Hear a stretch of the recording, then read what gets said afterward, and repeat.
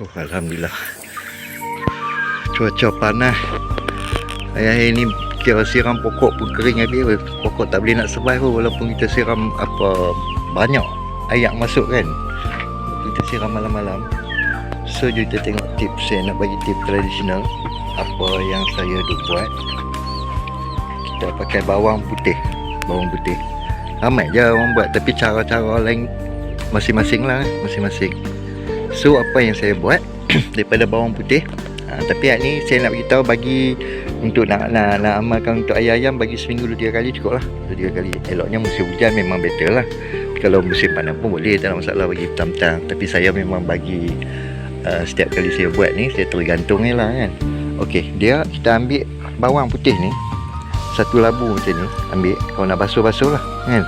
Kalau rajin kupas lah, tapi bila kita tumbuk ni kulit dia kita boleh buang lah. Apa yang saya buat untuk ayak. So yang ni sebelum kita nak tumbuk melalah ni, kita masuk racik dulu pakai pisau lah, racik lebih kecil sikit so untuk mudahkan kita nak tumbuk macam tu. So dah habis tu setengah orang dia akan ambil, dia akan tapih ayak dia tu kan. Dia akan tapih. Tapi sebelum nak tapih tu make sure kita akan peram 6 hingga 12 jam lah. Tapi kalau saya akan tumbuk hancur apa semua nanti. Saya akan masuk dalam ni, saya akan gantung lah. Saya gantung situ. So bila ayak tu habis ke tak habis, kita rotate lah untuk ayam kan. Nanti apa secara tak langsung selama 6 hingga 12 jam tu, kalau sedap-sedap yang lebih tu kita bagi je lah dia makan, tak ada masalah. Tak ada. Ini bagus, bawang putih ni boleh google lah, boleh google. Sebab dia bagus untuk sesemua ayam, untuk penghalaman ayam, untuk hapuskan bakteria, untuk menambah selera ayam. Banyak lagi dia punya cara, tips dia kan. Dia punya kelebihan dia. So boleh cubalah. Ini cara saya lah. Saya akan buat macam ni untuk ayam. Tapi make sure peram 6 hingga 12 jam, dia lebih better lah kan. Boleh cuba. Nanti boleh tengok progress ayam. Buatlah seminggu 2-3 kali cukup lah. 2-3 kali. Yang kerang kan. Tapi setengah ayam, kalau ayam yang saya punya dekat farm ni, kalau saya buat tak ada masalah. Saya racik macam tu, saya tak buat ayak pun, saya bagi dia makan.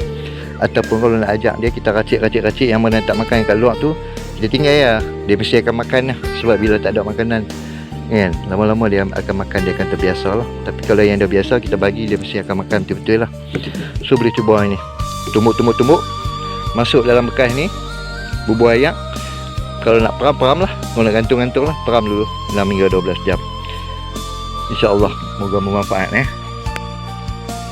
Alhamdulillah. Ya tengok, ni air bawang putih yang kita dah tumbuk tadi. So kita tunggang lesat biar situ kan dalam beberapa jam. Tengok dia pun minum dengan lahaknya. Tapi tak ada masalah sebab kita untuk nak apa neutral balik dia punya ni, kita bubuh ayak putih kat sana. Ini tempat dia rehat dia tu. Kat sana lah tempat ayak yang besar kan. Ini yang bekas kecil ya, yang untuk kita nak bubuh bawang putih ke, dia nak pakai molasses ke apa semua, saya akan bubuh dalam bekas macam ni je. Alhamdulillah. Mudah kan?